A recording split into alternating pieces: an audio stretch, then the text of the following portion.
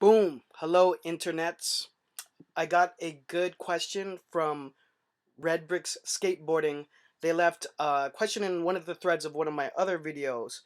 And this is unique. I'm from Mexico and I have a skateboarding brand. What basically he's asking, what can I do to get it recognized in the US? So I'm going to generalize this for any brand that is outside of the US that is targeting US retail. Now, there's a couple things that are really good things that are on your side, like positives. It's gonna be cheaper to manufacture in Mexico, and I would make a web presence, so your website, your social media, very American friendly.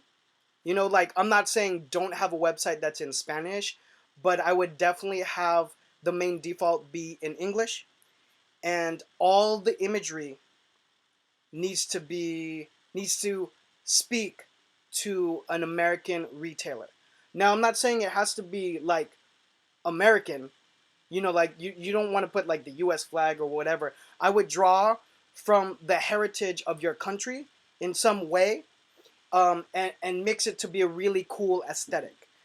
So I would put it together where, the importance I think is the visual language that you put out.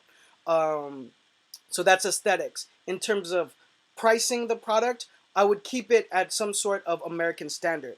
So it'll be higher for maybe your typical customer in Mexico, as the economy is as this video is posted. And so in kind of a hand-to-hand transaction, you can make it cheaper. But in terms of your web presence, I would keep it, like for example, t-shirts anywhere from 25 to $28, and let that establish some sort of financial credibility, to how you are putting value to your soft goods program or your garments in general. So yeah, mainly the imagery and like ad campaigns. And when I say ad campaign, I mean like your Instagram and your website, any kind of visuals that you use to kind of put out. For creating the retail, it would be the same as a US based brand.